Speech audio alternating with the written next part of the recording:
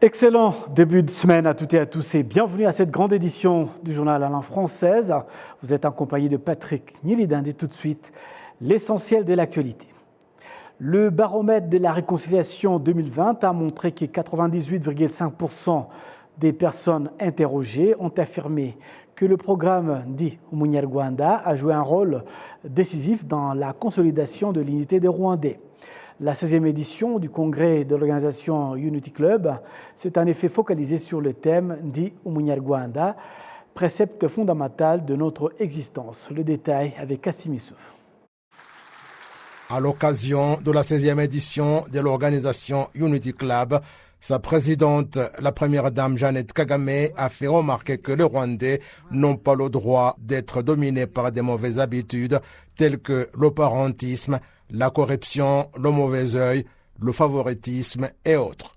La première dame a en outre dit aux participants à ce congrès que bientôt 3 décennies vont s'écouler alors que les Rwandais ont choisi l'unité et la résilience après qu'ils y sont parvenus à un prix dont la valeur est inestimable.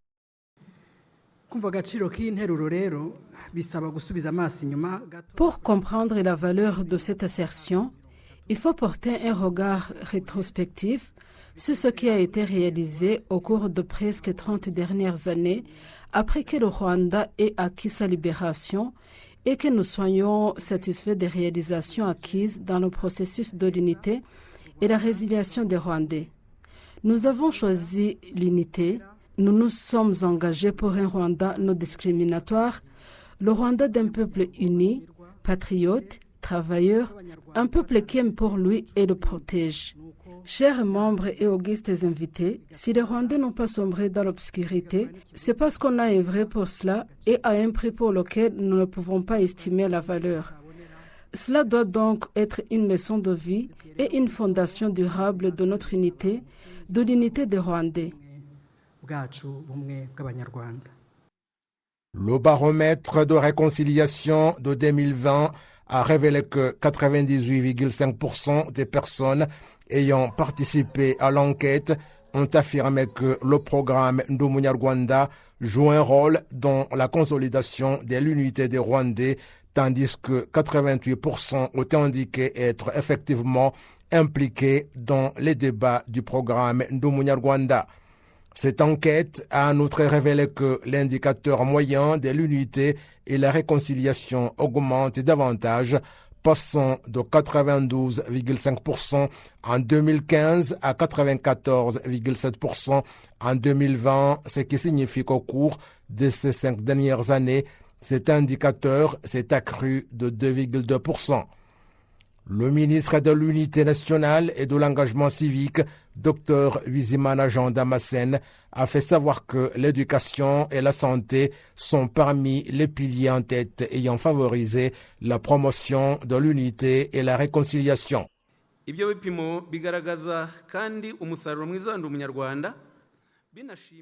Ces indicateurs montrent en outre le bon résultat du programme Ndumunyarwanda et apprécie la contribution d'autres politiques que le gouvernement a mises en place dans la consolidation de l'unité des Rwandais sans favoritisme. Celles qui viennent en tête sont notamment les politiques de l'éducation et de la santé. Dans l'éducation, l'on apprécie que le gouvernement de l'unité nationale a accordé aux enfants les mêmes opportunités de faire tous les cycles des écoles possibles et leur accorde des bourses pour étudier au Rwanda ou à l'étranger selon leurs compétences, contrairement à ce qui était fait dans la première et la deuxième République, où le droit à l'éducation a été refusé à beaucoup de fils et filles du Rwanda suite à leur appartenance ethnique ou à leur région d'origine.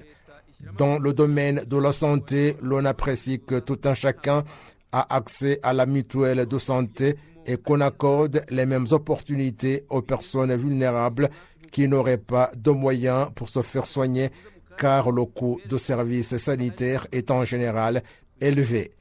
Le gouvernement y injecte beaucoup d'argent pour que tous les Rwandais puissent avoir accès aux soins de santé sans aucune discrimination.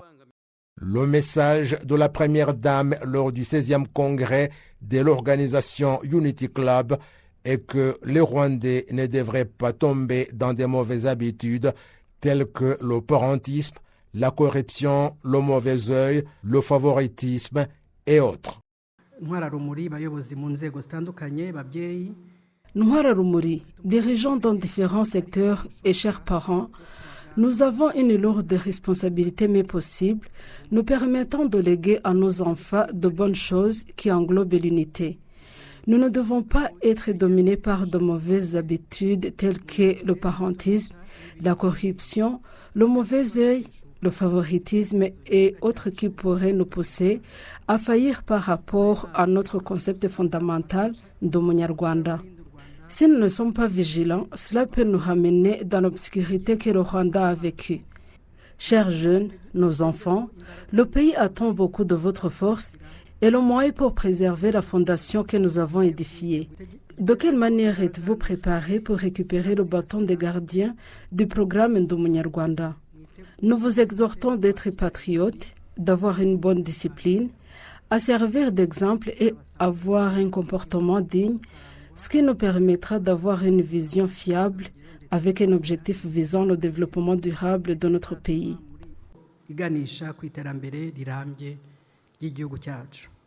Les statistiques de la Cour suprême révèlent que depuis 2015 jusqu'en 2022, 5039 procès en rapport avec le crime d'idéologie du génocide et de crimes de racisme et de divisionnisme ont été jugés.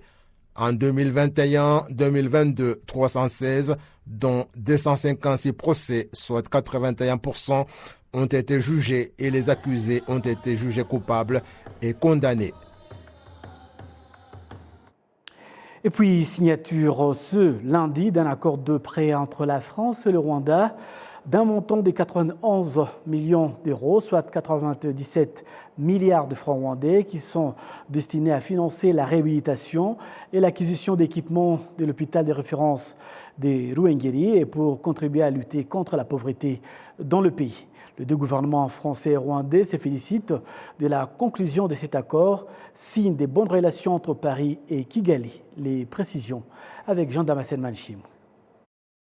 Cet accord a été signé côté rwandais par le secrétaire d'État en charge du Trésor national au ministère des Finances et de la Planification économique, Richard Toussabe, et côté français par l'ambassadeur de France au Rwanda, Antoine Anfray, et Arthur Germont, directeur de l'Agence française de développement Rwanda. Le secrétaire d'État au ministère des Finances et de la Planification économique a indiqué que cette coopération avec la France est d'une importance particulière, du moment qu'elle vient appuyer les efforts du Rwanda dans l'amélioration de la qualité des services dans la santé de la population, dans l'optique de réaliser sa vision de service de carrefour de soins médicaux dans la sous-région. À cela s'ajoute le vaste programme des stratégies de développement économique et de réduction de la pauvreté dans le pays à l'horizon 2024. Pour l'ambassadeur de France au Rwanda, Antoine Anfray, la France attache une grande importance au partenariat dans le domaine de la santé, surtout que l'hôpital de Ruhengeri doit servir une grande partie de la population, tant locale que régionale. Et comme vous le savez, historiquement, la France a été présente dans cet hôpital, dans les années 80, dans les années 90 et jusqu'en 2006. Et c'est aussi une région, comme l'ont dit fort justement tant le ministre de la Santé que le ministre de l'Administration locale, qui est très peuplée, qui est à proximité du parc des volcans, qui est aussi frontalière de deux de vos grands voisins, l'Ouganda et la RDC. Donc cet hôpital, il aura non seulement une vocation provinciale, mais il aura aussi une vocation régionale au sens large et finalement internationale. Mais c'est aussi de la formation et notamment de tous ces spécialistes. Je sais que le ministère de la Santé a démarré un plan très très ambitieux, qui est le 4x4. De façon à rejoindre les préconisations de l'OMS en matière de personnel de santé par rapport au nombre d'habitants. Et ça passe effectivement maintenant par des formations de spécialistes. Et ça passe aussi donc par des stages, mais de longue durée, qui durent souvent 1 an, de médecins rwandais qui vont dans les hôpitaux de l'assistance publique des hôpitaux de Paris, dans des CHU, donc des centres hospitaliers universitaires, analogue au CHU de Kigali par exemple, et qui ensuite reviennent avec un statut de spécialiste et donc de chef de service et de professeur ici. L'accord signé ce lundi est aussi relatif à la facilité de crédit des montants de 16 millions d'euros pour apporter la contribution financière aux initiatives du Rwanda visant la lutte contre la pauvreté, un prêt concessionnel qui sera remboursé en 20 ans, dont un différé d'amortissement de 5 ans sur un taux d'intérêt estimé à 1%. Pour l'ambassadeur français, ce montant devrait être prélude aux engagements similaires de la part d'autres partenaires de développement du Rwanda. C'est effectivement le projet avec le ministère de l'administration locale. C'est-à-dire c'est cette contribution qui est une première de l'AFD au LODA. On a à la fois ici donc le ministre Jean-Claude Mouzabimana et puis la directrice générale du LODA. Et j'ai compris que le LODA ici, c'était, on a un petit peu ça en France aussi. On a ce qu'on appelle une DGCL, une direction générale des collectivités locales, qui en fait fait le lien entre notre ministère de l'Intérieur, qui est à la fois l'équivalent, je dirais, du ministère de l'Intérieur ici et du ministère de l'administration locale, et qui finalement permet aux collectivités locales, c'est-à-dire aux communes, aux départements, ici c'est essentiellement les districts, de financer des projets. Des projets d'intérêt général, puisqu'on sait bien que tout ne peut pas être décidé depuis la capitale. C'est aussi très très important d'avoir des actions décentralisées mises en œuvre par les collectivités locales, par les administrations locales.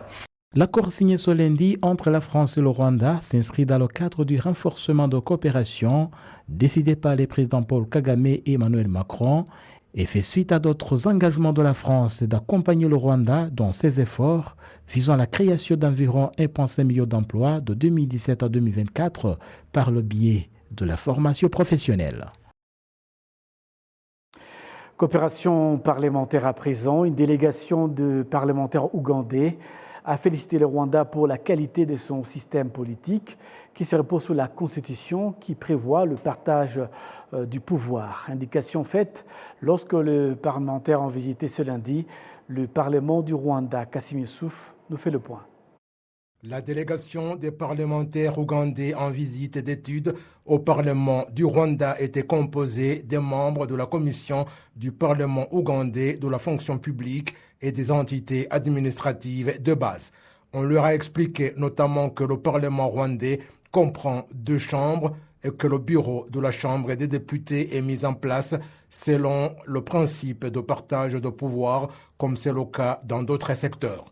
On leur a dit que selon la Constitution de la République du Rwanda, l'organisation politique au pouvoir ne peut pas détenir plus de 50% des places, ce qui les a étonnés, d'autant plus que chez eux, le parti qui remportait les élections s'approprie presque toutes les places dans différents secteurs. Ils ont indiqué que le partage de pouvoir est notamment une leçon que leur pays peut apprendre du Rwanda.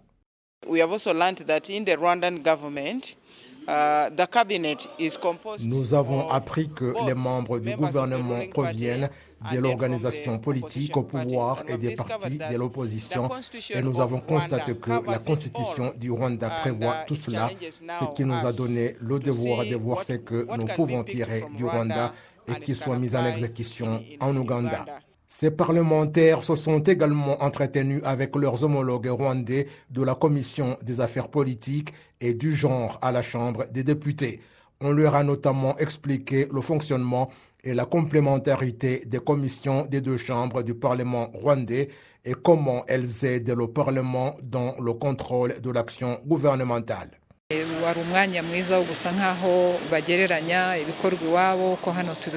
C'était une bonne occasion de comparer ce qui est fait chez eux et ce que nous faisons ici. Et nous avons appris qu'il y a ce qu'ils ont apprécié et qu'ils veulent apprendre. Ils disaient qu'il y a des choses qu'ils vont mentionner dans le rapport, notamment que la plupart des choses que nous faisons sont prévues par notre Constitution, ce qui facilite le travail et la collaboration des institutions et de différents partis politiques.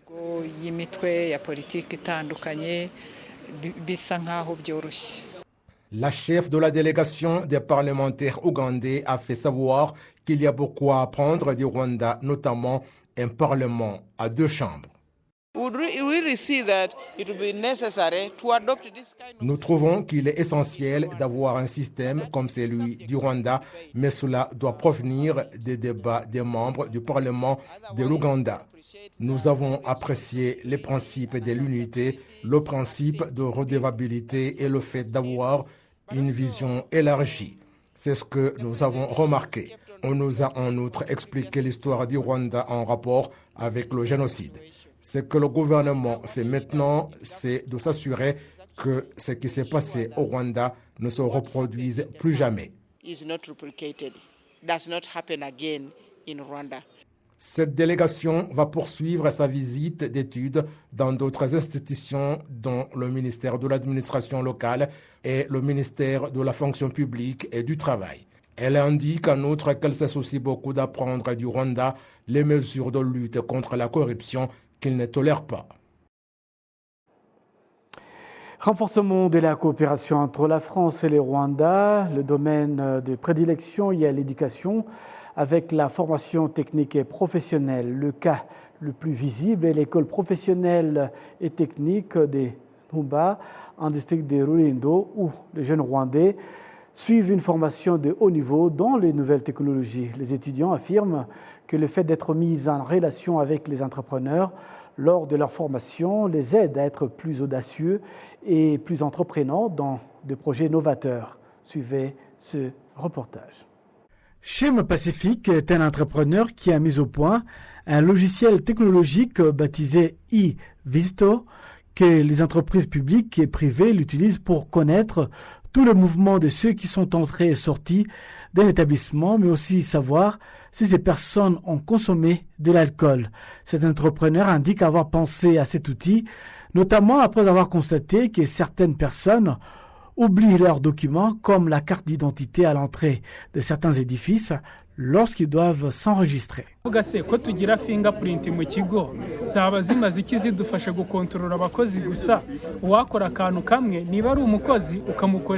me suis posé la question de savoir pourquoi les gens n'utilisent pas les fingerprints au lieu de s'enregistrer sur des documents.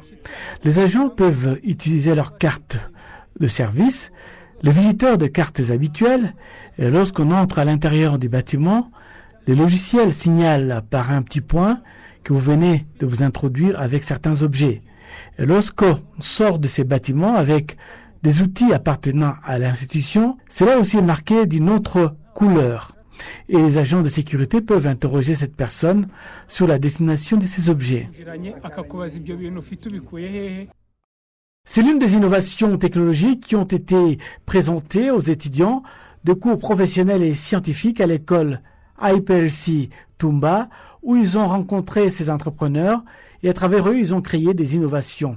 Ces étudiants se sont félicités de cette initiative qui leur permet d'être en contact avec des entrepreneurs dans ce domaine.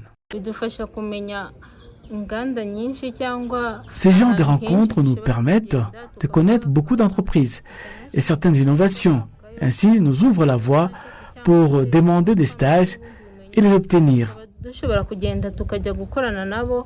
Le directeur adjoint de cours et de formation à l'AEPRC, Dr Muyelgwa Alex, affirme que cela contribue également à résoudre le problème des étudiants à la recherche de stages qui se font de plus en plus rares.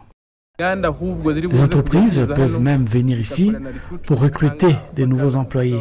Les recruteurs auront le loisir de bien faire leur choix car connaissant déjà les capacités des uns et des autres parmi ces étudiants. Les cours professionnels et techniques sont un programme dans lequel le gouvernement consacre beaucoup d'efforts où, au cours de cette année scolaire 2023-2024, les étudiants qui étudient ces cours ont commencé à étudier le deuxième niveau universitaire A0. Les créateurs de mode au Rwanda estiment que c'est une profession qui leur permet de contribuer à la promotion du travail bien fait et contribuer ainsi au développement de la culture au Rwanda. Ils encouragent les jeunes à se frotter à cette profession. Les récits d'Amandine Dikumasabo. Les défilés de mode constituent souvent un spectacle vivant qui permet de présenter des modèles bien définis, où il y a échange de talents au niveau local et de culture au niveau international. C'est bien sûr un métier qui génère un revenu et qui crée de l'emploi.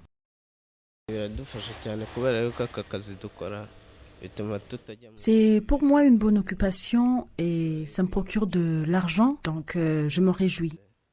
La mode met un accent à nos talents. On a tout d'abord de l'argent et en plus, la plupart de mon temps, je le passe en regardant les tendances et j'apprends beaucoup et aussi j'améliore dans ce que j'aime. L'un de ceux qui connaissent bien l'industrie de la mode et qui en a fait un métier exprime l'importance de cette industrie. Discuter à propos des défilés de mode. Ce ne fut que une importante occupation faite par les modèles qui est très important pour la nation car ça expose la culture de la nation, ça expose tout ce qui peut s'expliquer de la culture de la bioma dans un pays. C'est important aussi pour les gens qui le font car ça procure du pain quotidien pour ceux qui le font, soit pour ceux qui le font d'une façon permanente ou pour ceux qui le font d'une façon temporelle, avec des danses et des concours de mode. Ça donne occasion, ça donne emploi, ça donne exposition et c'est tout à fait très joli pour la jeunesse car il y a ce qu'il le faut et par après il le faut comme carrière. Il y a ceux qui font la carrière des défilés de mode, il y a ceux qui font temporellement, ceux qui voyagent pour ça. Il y a aussi le talent qui s'applique, ça discipline les gens qui le font. Commune pour que ce soit les conservateurs de la culture, que ce soit les modernistes des défilés de mode. Il faut que ce soit les voir comment organiser et le faire dans une façon qui n'embête nul. Car les conservateurs, il y a moyen à mendier, il y a moyen à joindre la culture et les défilés de mode. Ceux qui ont investi dans la mode expriment actuellement que les affaires marchent bien dans ce secteur qui est diversifié en termes de style, création de mode, de style, couture et les jeunes peuvent créer leur propre marque et en faire la promotion. 700 enseignants de mathématiques et sciences dans les écoles secondaires de 14 districts du pays ont reçu un diplôme international en technologie. Cette distinction intervient à la fin d'une formation portant sur des recherches sur les mathématiques et la science en continent africain. Amandine Dikouma-Sabo nous donne plus de précisions. Les bénéficiaires d'une formation d'AIMS expriment l'importance de cette dernière en termes de renforcement de la qualité de l'éducation dans les écoles où ils sont respectivement enseignants. C'est facile d'apprendre en utilisant la technologie et cela motive les élèves qui s'amusent en même temps en train d'apprendre.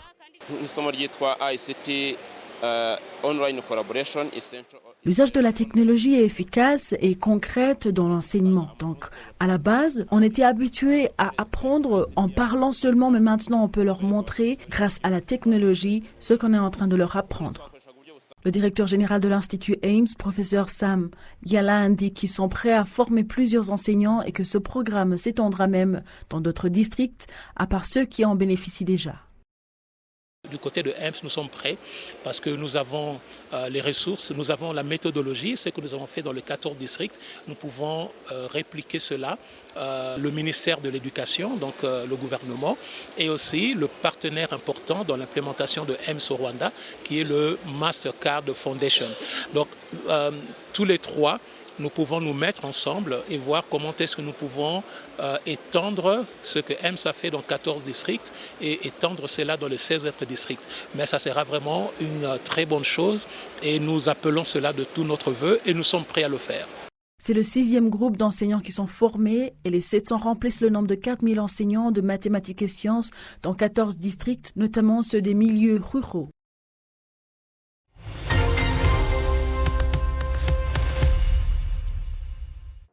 C'est donc avec cet élément que nous allons boucler complètement cette grande édition du journal à langue française. Au nom de toute l'équipe technique qui m'a accompagné tout au long de cette édition, je vous souhaite de passer un excellent après-midi à notre compagnie.